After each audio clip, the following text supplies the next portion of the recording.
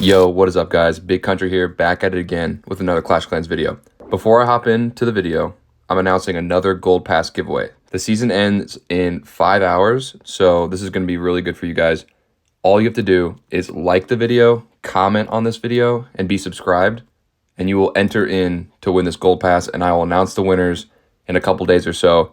I can gift it to you through the Supercell ID friend, so that's all you have to do to enter, and so let's hop into this video. Okay, so I don't know what I did with this army, but it's insane. So it's an old army that was really popular in Town Hall 16. A lot of people tried it, and it actually worked really well. But I don't know why this is so strong right now. Like, I've messed up my fireball on, like, multiple attacks and still triple.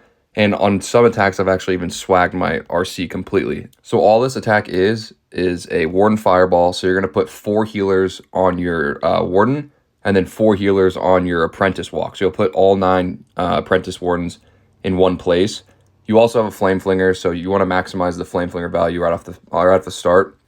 And then you have both your heroes to do like a hero charge. So this is the army. I'm going to show you guys like 3 replays, and then I'll hop into a couple live attacks on my other account. I'll just start off with this one. So the number one thing that you want to look at when you're hitting any base with this army is where are you going to fireball and where are you going to Flame Flinger? Those are the 2 most important things you want to look for right off the bat. So with this base, like, there's not many places to Flame Flinger, if I'm being honest. Like, there's mortars out here. The Expos are covering all the corners. Everything's really, really covered. So if it's like that, you want to place your Warden down to distract, like, say, an Expo and a mortar, and then also put down your Flame Flinger next to it. So, like, it's distracting all of the damage, and you don't have to worry about it. So in this case, I placed down my Warden, and so I let him walk a little closer so this mortar was going to be on him. And then once that mortar was locked on, I placed down my Flame Flinger. So mortar's on the Warden, Flame Flinger's down. Perfect. We have both of the main parts of this army complete. So you're going to let the Warden walk.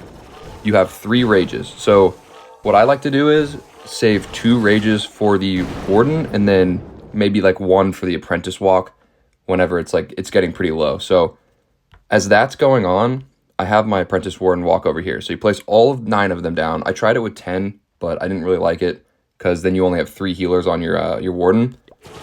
So place that Apprentice Warden walk down. Nothing can kill this. Like, I don't understand how they survive throughout the entire attack sometimes. It just doesn't make any sense. So this is going to go down on this side. It doesn't really matter where, like, what side you choose. Like, I've experimented. Doesn't matter. You just want to keep your Warden alive, and you want to keep your Apprentice walk alive as well. So here, there was not much fireball value. Like, I didn't really know what to fireball at the start of this attack. But I think I ended up just fireballing, like, literally the Expo and the multi here just because I was out of rage spells. Warden was going to die. It's whatever. So this Warden walk over here, it's still alive. I used 2 rages on this one, actually, on the Warden walk, and only, I think, 1 on my my actual Warden, or on the Apprentice walk, and then 1 on my actual Warden. So then what I did was, I didn't want my Apprentice Wardens going, like, into the base here, so they will follow a hero. So what I did was funnel with your Queen here at the bottom, and then I want my King to go in, which is what he did here. So the Apprentice Wardens are going to follow whatever hero you place next to it. You don't have to do the hero walk by the Apprentice Wardens. I just think it's, like, pretty strong when I do. And so they're just going to clean up the rest of this base. And then here, I place my RC down with the spear and the shield. So she's going to clean up really anything. So whenever I've, like, seen core bases, like with a town hall in the very, very center, and you can't really get to it, I found that when that's standing at the end, RC is so good for cleaning it up. So rest of this base is crushed. I mean, the only thing that really was going to, like, make me fail here was time, but I have 3 heroes alive there, and my Warden only died at the end because I just had no rage spells left. So that's a replay number 1. I'll hop into the next one. Okay, so here is actually one of the first attacks I did with this army. And so here you can see I have 7 healers and 10 Apprentice Wardens. I started to not like this because you have to put 3 healers on your Warden And then if one of them dies to like a black mine, you only have 2, and just like you're kind of screwed at that point. So I added a extra healer, dropped a Apprentice Warden, and added like 2 loons. But this was the first attack that I did with this this army, and I swagged my RC completely. Like this is a pretty meta base. Like people are using this base in Legends, and I've seen it a lot. The number one thing here was the fireball value. So I looked towards the rage compartment side, and so what I did was I was like, I want to fireball this Expo because it's gonna get every single one of these defenses, and then the Warden can just like cruise through this base. So that's what I did. So I dropped that Warden down right here, and then I fireballed the Expo. And so at the same time, Expo got locked on to the Warden, so that means I was able to place my Flameflinger down here. I wanted my Warden to go up, but he actually didn't. He went down, but that's completely fine. So what I usually do is I place my Apprentice walk on the opposite side of where my Warden walks, just because you want to maximize the value. So here, I end up placing my Apprentice Warden walk right up here, and they're just going to cruise through the top of this base. I have 2 Skelly spells for them. I also have 2 invis just in case like things go crazy with the Warden. So I drop an invis there for the Warden. You want to keep him alive as long as possible through an attack. Rage up the Apprentice Wardens at the top. You're multitasking a lot through the attack, but I promise you it's not hard. It's actually been really hard for me to fail with this. So I actually dropped my healer or my heroes down at the bottom because I wanted to avoid this like really high damage area for the end. So King and Queen at the bottom. The Warden actually got the Town Hall, and then he's gonna walk up towards the Apprentice Wardens appeared. There's like 10 alive still. It's insane. And I haven't even placed down my RC. So RC is still not down. I think I still have 10 Apprentice Wardens left in that that walk right there. And my King and my Queen are still alive. King's about to die, but I have so much alive right now, and I haven't even placed my RC down. And I end up not even placing her down throughout this attack. Entirely. Like I didn't even place her down. So this attack was like a huge eye opener for me with this strategy. So I was like, oh my gosh, this is the first attack I did, and I swagged my RC. So I'm going to show you one more replay, and then I'll hop into some live attacks just to show you guys it's not just the replays. It's possible with a live attack. Okay, this is the last replay that I'm going to show, but whenever you get a base like this, there's not a lot of fireball value here, and there's also honestly not a lot of Flameflinger value right off the start, because you got Mortar in the corner, Expos like in this corner. Like there's just not a lot of Flameflinger and fireball value. I wanted to get the CC, but it's just really not possible. So what you want to do in a situation like that is just fireball the most value that you can on like the outside of the base. So I end up fireballing like this builder hut, and then I'm able to get like 3 pretty core defenses there. And then once I place my Warden down, it'll distract a mortar, and then I'm able to place my Flameflinger down. So place my Warden right here. I'm gonna let him walk through this base a little bit, and then once he goes, I think he goes left here. So as soon as he goes left and pulls that mortar, place that Flameflinger down. So now it's gonna be able to rip through the base without getting hit by any Expos or mortars, because the Warden off the start will actually tank those. So took a lot of damage here at the start. Flameflinger actually got targeted, but my Warden's going this way. My Warden is going to the left, and the value for the Apprentice Wardens isn't over here. It's not over here. It's on the opposite side of where you place your Warden. So just remember, when you place your Warden down, it goes one way. You want to start that Apprentice Warden walk on the opposite side. So that's what I did here. Apprentice Wardens are just going to walk through the bottom of the space. Like there's nothing that can stop them, really. I just used both my Skelly spells. Like I really tried to save my Warden here in this situation, just because that Monolith was kind of shredding him. But so Warden's gonna make his way this way and follow those minions, and then the Apprentice Wardens went to this bottom side. And so at the same time, I started the funnel with my Queen and my King on this side. And this is what I usually do. Like I don't really, I could have placed my heroes over here. It would have been the same thing. Like, it doesn't really matter where you place your heroes, but I like placing them on the same side as my Apprentice Wardens. So, because they're going to follow the king and just kind of snipe behind him. And so Queen dies, but I mean, I still have the Earthquake Boots, and then I had a Rage for that Warden as well. And then I also placed my RC just for cleanup for the rest of that core. And I have all 3 of my heroes alive here. And I think I have like 7 or 8 Apprentice Wardens right there as well. I mean, it's just like another really, really good, strong attack. And this strategy is just absolutely insane. So I'm going to hop into a couple live attacks here and show you guys how to use this. All right, so the first thing that you want to do when looking at a base is where you're going to fireball and where you're going to fire or flame flinger. So there's not a lot of flame flinger value. You got the X-bows on the outsides of the base. We got the mortars on the outside of the base. I could place it over here, but multi is just covering so much ground over there.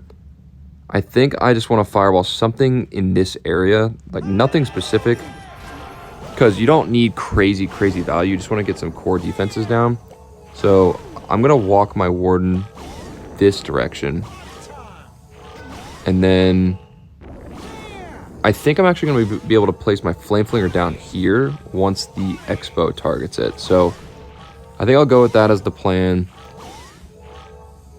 And then, yeah, we'll do that once he targets it.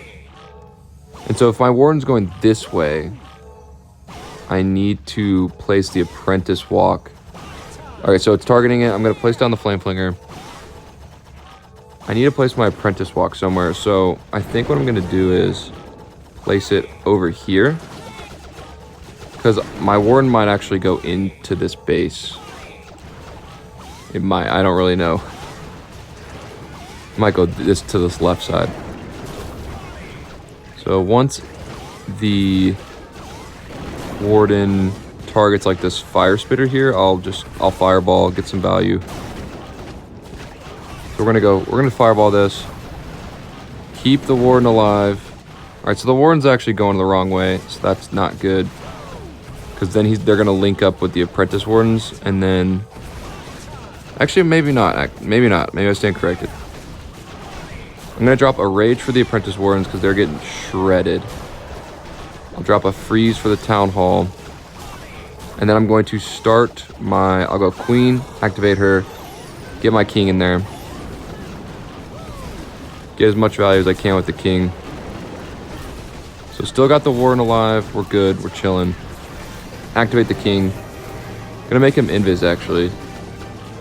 Just because the monolith targeted him. Make him invis again. Is the Warden gonna die here? Drop a Rage on the Warden. And then I will start my RC over there. Drop a Rage on the Apprentice Warden. I will activate my RC here. Cleanup troops are very important, so make sure those are getting down pretty fast. Apprentice Wardens are still going. Minions down. We got like 5 or so Apprentice Wardens up there still, so that's good. Drop a Headhunter, drop a Cleanup Wizard. Alright, Warden survived. I think like half the Apprentice Wardens survived, and we still got our RC. That's a pretty solid triple. I'll hop into one more of these attacks and show you guys how to do it. All right, second base, the one thing that you want to do is get that Flame Flinger value. Second thing, get that Fireball value. So, personally, not really seeing a lot of Flame Flinger value. I click on the X-bows, see what they cover. A lot of it's being covered. You know, so this mortar is right here, obviously. But the X-bows are actually on that side. So I will place down the Warden here. Distract that Warden down to distract the mortar. And then I'll go X-bow right here. Or Flame Flinger down because there's no X-bow on this side. So Flame Flinger will get some value here. I need to see what I can fireball with my Warden. This core has a lot of stuff in it. So I think... just want to get some good value really. So see where my Warden ends up in a second. Maybe I can, that multi-gear, it's honestly a pretty good target. I could aim for that. See where my Warden goes. Okay, I'm just gonna do it. We'll go here. Fireball the multi.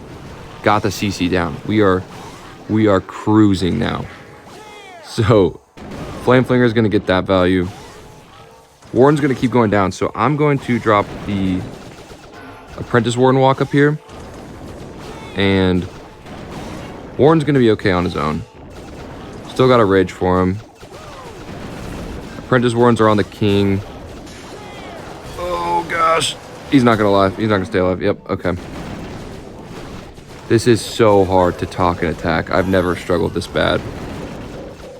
Like, just in general. We're gonna get our king and our queen in there. I'll activate my queen just for the fun of it. Get these Apprentice Wardens in here. Activate the king. I'm gonna rage up the Apprentice Wardens.